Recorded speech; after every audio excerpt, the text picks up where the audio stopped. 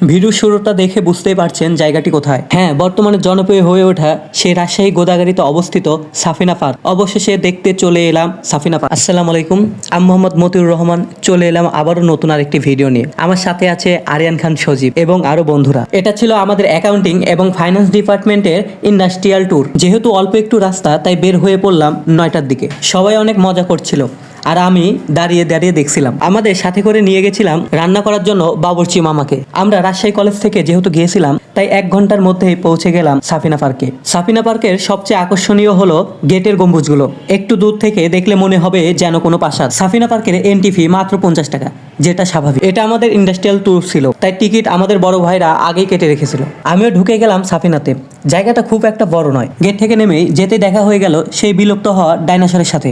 সবচেয়ে ভালো লাগবে এগুলোতে লাগানো অ্যানিমেশন এবং সাউন্ডগুলোকে। এর চারিদিকে শুধু ডাইনোসর, প্রায় বেশ কিছু এর ফলক রয়েছে। পার্কটি বেশ পরিপাটি, গোছালো, সুন্দর। পুরোপুরি পরিপূর্ণ হলে জায়গাটি আরো সুন্দর লাগবে। এত পরিমাণে ভিড় যে 1 মিনিটও দাঁড়ানো অসম্ভব। আবার যেতে দেখা হয়ে গেল হাতি মামার সাথে।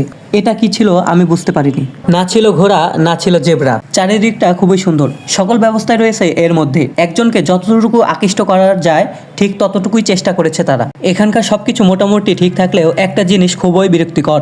এত পরিমাণে ভিড় যে 1 মিনিটও কোথায় স্থিরভাবে দাঁড়িয়ে থাকতে পারবেন না।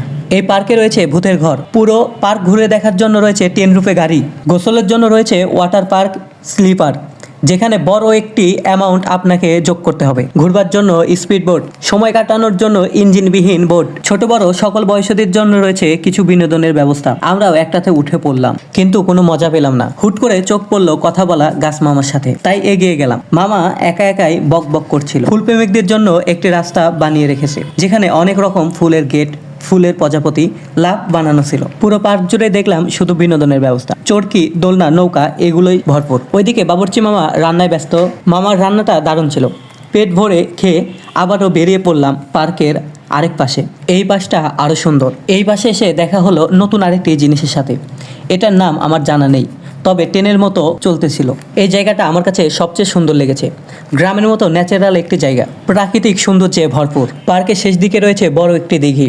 থাকবার জন্য রিসোর্টের ব্যবস্থাও করা হয়েছে। এই জায়গাটা হেঁটে চলার মতোই একটি জায়গা।